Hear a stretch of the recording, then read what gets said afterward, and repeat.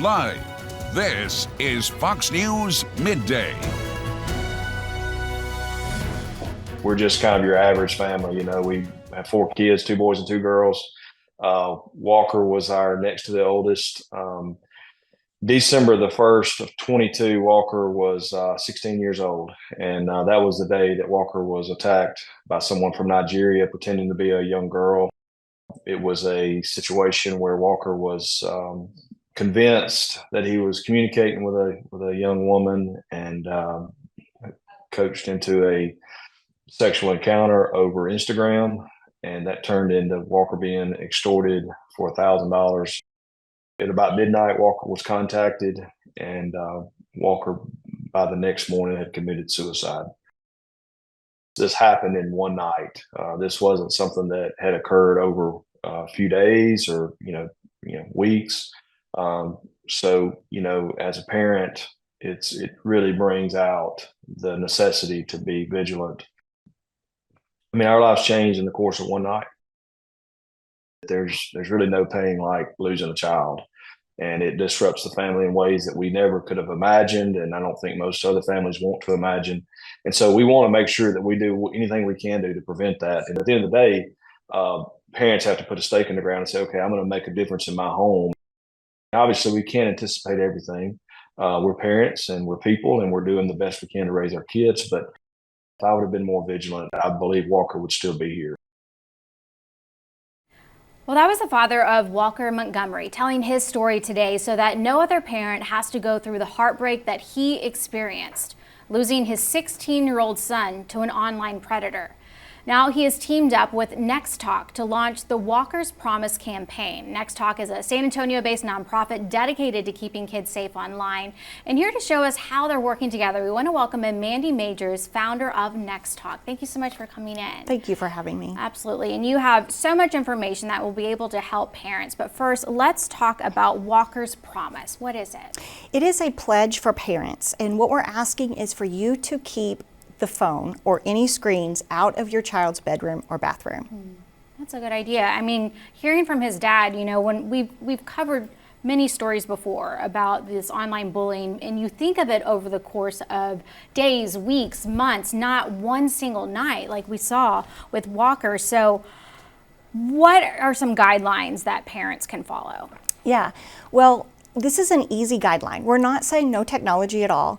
We're saying get them out of the bedroom and bathroom. And I would caution too, if your kids have those in those spaces now, don't just go home tonight, guns blazing, and take them out. It's a conversation with your child. Hey, I'm getting educated on the online dangers, and I heard about this story today, and I think we need to make some changes in our home to make sure that you're safe.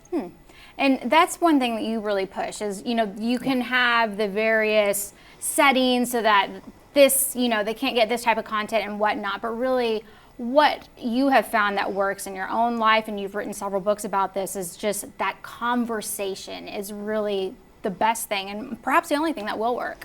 Restrictions are great, set the boundaries for them, but it's really about that relationship. We want your kid to feel safe talking to you about whatever, even if they make a mistake online, because we've all done that, right? And so these predators, they know how to manipulate our children, and that's what this predator did with Walker. From the first DM that cute girl sent to him to the time we lost Walker, it was less than 3 hours. Walker had no mental health issues, no red flags that we needed to be concerned about suicide at all. And so these predators are very savvy, and they get our kids at night when their guard is down, they're in their room, they feel like everything's private. And so if we can just create that boundary for our kids, I think it could go a long way to save another life. And we hear a lot in regards to teenagers, but how early can you start these conversations? Well, very early. In fact, when I started Next Talk, my kids were 9 and 6 at the time. And I started it because my kids didn't have phones, and I thought they're not getting a phone and then we're good. But what was happening was they were being exposed to all kinds of content. Whether it be a kid watch something at home and then come to school and talk to my kids about it, or they would go to a play group or whatever.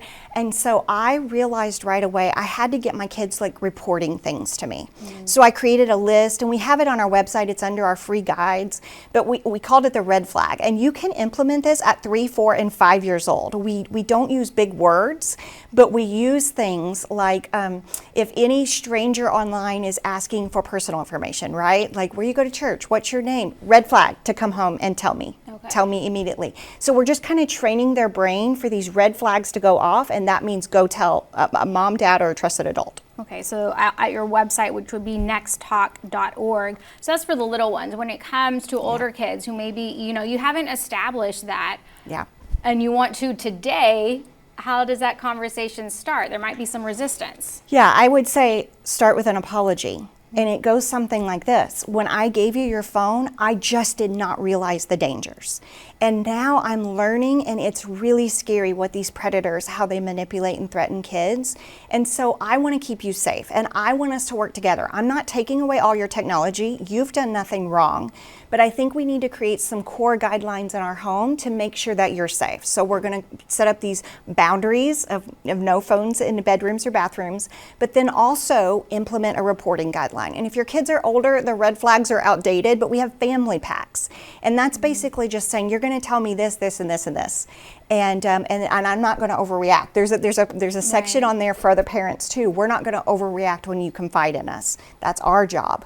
And that creates a healthy dialogue in a home if we can both live up to that end of the bargain. Well, such good information, especially as a new school year is beginning. But again, the website is nexttalk.org. You can also follow Mandy at Instagram at Mandy Majors or Facebook at mandymajors.author, because she also has 2 books you can check out, which are just really helpful guides, easy to follow, and they work in regards to keeping your children safe online. We'll also get more information on Walker's Promise as well at their website. Thank you so much for being here today. Thank you.